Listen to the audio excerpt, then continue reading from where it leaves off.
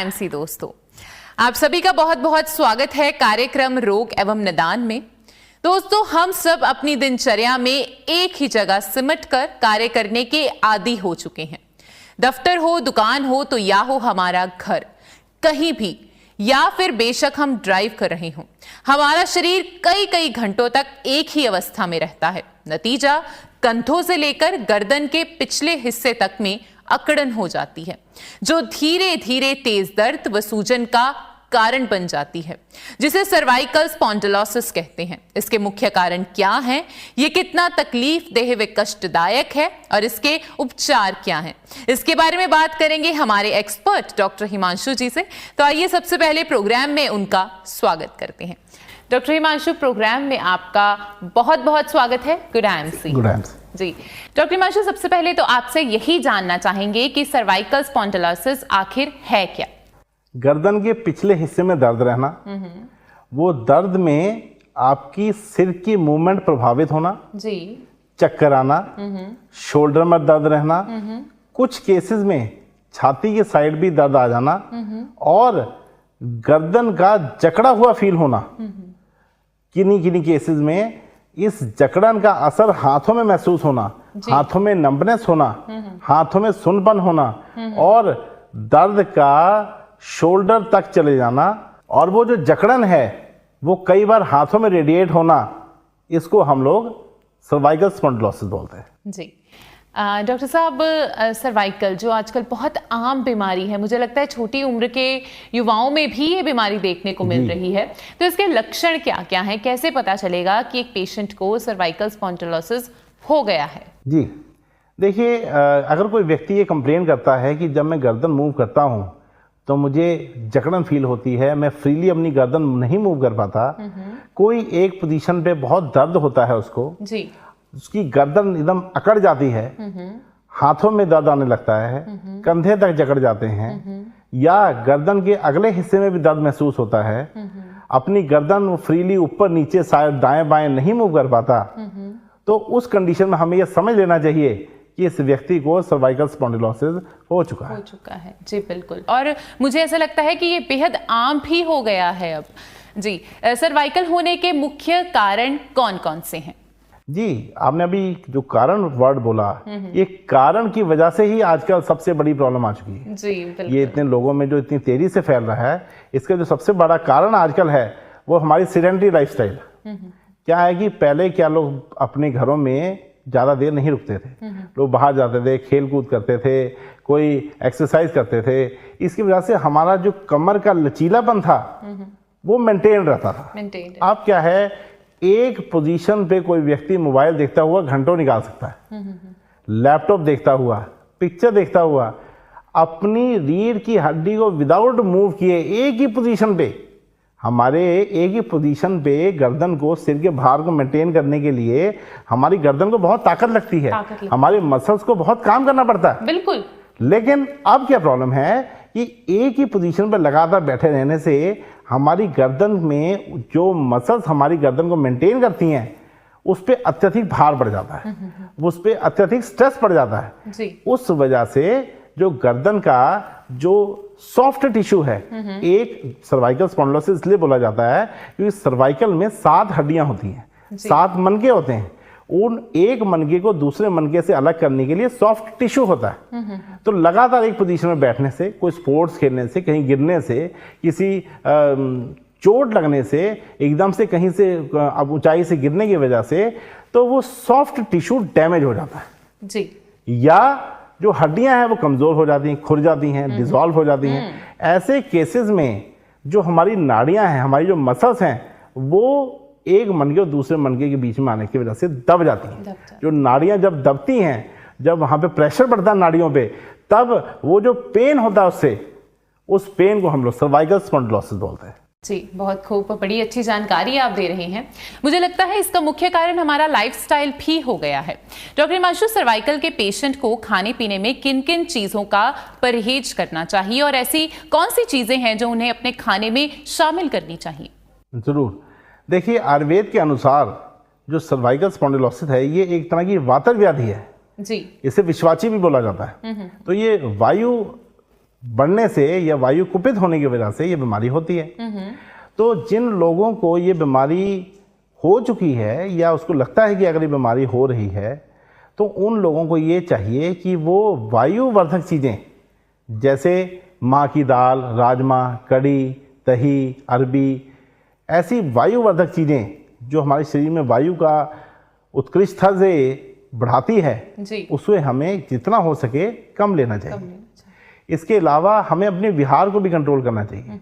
बहुत देर तक एक जगह पे बैठे रहना, सिर को एक जगह पे स्थापित रखना और वायुवर्धक जैसे बहुत ज़्यादा सफ़र करना, एक पोजीशन पे हम लोगों को ऊंचा तकिया लेके सोना और या हमारी गर्दन की पोजीशन को ठीक तरह मेंटेन ना करना, ये सब कारणों से हमें सर्वाइकल स्पॉन्डिलोसिस हो जाता है।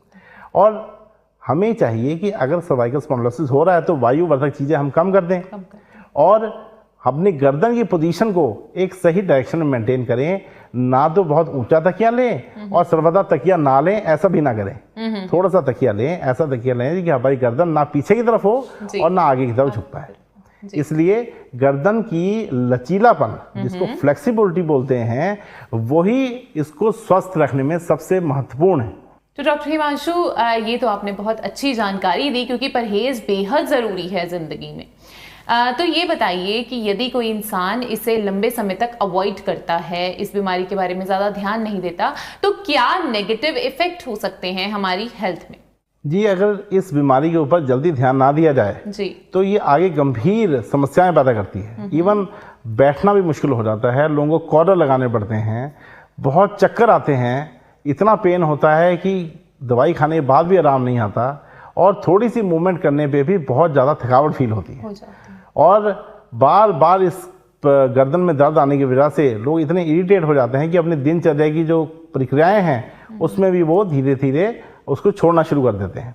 तो हमें चाहिए कि इसकी बीमारी को तुरंत लक्षण दिखने पर, जैसे हमें पता चले कि हमें गर्दन में दर्द हो रहा है, स्टिफनेस है, दर्द है, गर्दन को मूव करने में हमें परेशानी हो रही है या अंदरूनी स्वेलिंग हो गई है, ऊपर देखने में, नीचे देखने में अगर चक्कर जैसा महसूस होता है, तो हमें तुरंत ही अपने चिकित्सक से संपर्क करना चाहिए और आयुर्वेद की शरण लेकर इसको जल्दी ठीक करने की कोशिश करनी चाहिए। बिल्कुल, बहुत बेहद ज़रूरी है। आपने ये तो बात की इसके बुरे प्रभावों के बारे में, तो अब हमारे दर्शकों को ये भी बता दीजिए कि सर्वाइकल स्पॉन्डिलाइटिस के लिए उत्तम योग क्या है?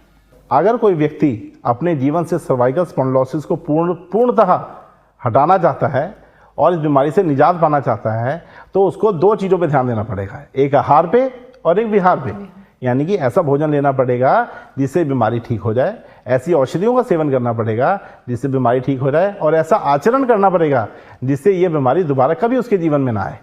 आयुर्वेद में बहुत ही अच्छी जड़ी बूटियाँ बताई हुई हैं। जड़ी बूटियों को हम दो भाग में बांटते हैं जी। एक ऐसी दवाएं जो वायु का शमन करे और इन्फ्लामेशन को कम करे, सूजन को कम करे। वो कौन कौन सी हैं? अश्वगंधा है, रासना है, शलाकी है, निर्गुंडी है, दशमूल है और गिलोय है। मेन जो चीज़ इसमें है वो है हल्दी। क्यों? एंटी इन्फ्लामेटरी इफेक्ट इसका बहुत ही उत्तम है। तो जैसे मैंने बताया, ये अश्वगंधा, शलाकी, रासना, निर्गुंडी, ये दवाइयाँ मिलेंगी कहाँ से? बिल्कुल। लेकिन आईएमसी ने हमारे लिए क्या किया है, इसको एक ही जगह सम्मिलित कर लिया है और हमारी जो कॉन्टिन्यूस प्रोसेस है आयुर्वेद को डेवलपमेंट की, आयुर्वेद की प्रमोशन के लिए हम लोगों ने एक ऐसा योग तैयार किया है जो कि ना कि बहुत ही ज़्यादा इफेक्टिव है बल्कि नाड़ी बल्ले के रूप में भी बहुत उत्तम है। कोई साइड इफेक्ट नहीं है, किसी तरह का इसमें केमिकल्स ज़्यादा यूज़ नहीं होते, कोई स्टीरॉयड यूज़ नहीं होते, जिससे कि ये हर एक व्यक्ति के लिए बहुत सेफ है। ये कौन सा प्रोडक्ट है? ये है आईएमसी पेन अवे किट। इसमें जो मैंने अभी औषधियाँ बताई ये तो हैं ही हैं, साथ में गंधपूर्वा तेल है, ऐसा तेल जो तिल का तेल है, कर्पूर तेल है, कुछ ऐसी दिव्य औषधियाँ डाली हुई हैं जिसका असर बहुत तीव्रता से, बहुत जल्दी से और सूक्ष्मगामी होता है, यानी कि वो छोटी सी छोटी जगहों पे भी पहुंच जाता है। तो ये टेबलेट फॉर्म में भी अवेलेबल है और तेल के फॉर्म में भी अवेलेबल है। तो जो लोग बाहर से जिनको ज़्यादा क्रैम्प्स पड़ते हैं, जिनको बहुत दर्द है, तो पेन अवे तेल लगाने से उनको तुरंत उसमें आराम मिलता है, उसकी जकड़न में आराम मिलता है और उसके इन्फ्लामेशन में आराम मिलता है। जो बीमारी अंदर से लगातार पैदा हो रही है, लगातार हमें बार बार सर्वाइकल स्पॉन्डिलोसिस कर रही है, जो चीज़ें हमें नाड़ी के रूप में बहुत ही हमें कमज़ोर बना रही है, उसको ठीक करने के लिए हम उस पेशेंट को पेन अवे टेबलेट्स का उपयोग करवाते हैं।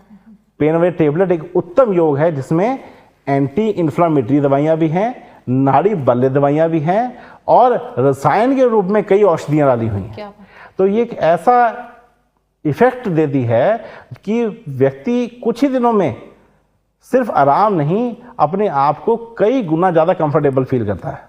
इसलिए जो लोग सर्वाइकल स्पॉन्डिलोसिस से पीड़ित हैं और उनको जगह जगह जाने पे भी पूरा आराम नहीं आ रहा है, या ये आराम आकर तुरंत बीमारी दोबारा आ जा रही है, तो हमें पेन अवे किट एक बार इस्तेमाल करने के बाद उसके बाद हमें ये बताएं कि आपको कितना लाभ हुआ और हमारे साथ अपना एक्सपीरियंस शेयर करें। जी बिल्कुल। तब हम इसको और अधिक और अधिक इसको इम्प्रूव करते चले जाएंगे और आप ये पाएंगे कि जो ये हम लोगों ने औषधि का निर्माण किया है, ये आपके सर्वाइकल स्पॉन्डिलोसिस को पूर्णतः ठीक करने में सक्षम है।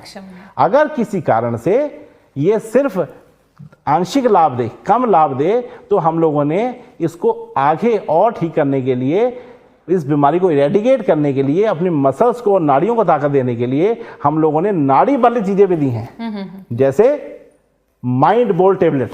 जी। ये क्या करती है, हमारी नाड़ियों को बल देती है, हमारी नर्व्स को ताकत देती है, जिससे कि वो यहाँ पे प्रेजेंट जो स्ट्रेस है उसको काउंटरएक्ट कर सके और अपने आप को बल कर सके, इतना मजबूत कर सके कि ये सर्वाइकल स्पॉन्डिलोसिस दर्द रूपी कोई चीज इसके अंदर पैदा ना कर सके। जिन लोगों को स्ट्रेस की वजह से यहाँ पे गर्दन में अकड़न आ जाती है, जो लगातार अपने ऊपर मन पे बोझ बना के रखते हैं और उसके बाद जो ये सर्वाइकल स्पॉन्डिलोसिस पैदा होता है, उसके लिए हमने स्ट्रेस अवे टेबलेट भी लगाई है। यहाँ पे स्ट्रेस अवे टेबलेट का फायदा ये है कि जब हम लगातार स्ट्रेस अवे टेबलेट लेते हैं तो हमारा माइंड रिलैक्स रहता है।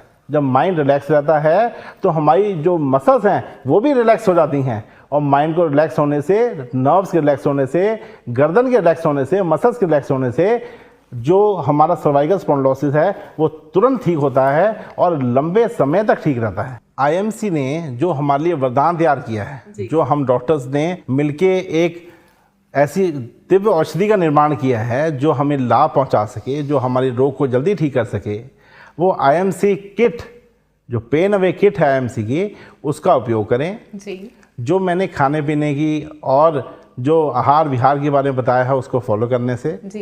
इन रोग को हम पूरी तरह नष्ट कर सकते हैं।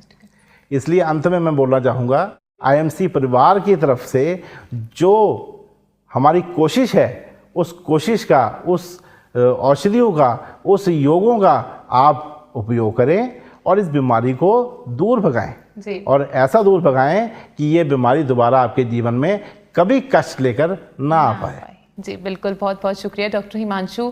सर्वाइकल स्पॉन्डिलोसिस के बारे में आपने इतनी कीमती जानकारी हमारे दर्शकों के साथ साझी की। उम्मीद करती हूँ कि ये जानकारी हमारे दर्शकों के लिए बेहद लाभदायक साबित होगी और वे सभी जो इस बीमारी से जूझ रहे हैं उससे निजात ज़रूर पाएंगे। आपसे फिर मुलाकात होगी, तब तक के लिए आपका आने के लिए धन्यवाद। Good MC. Good MC.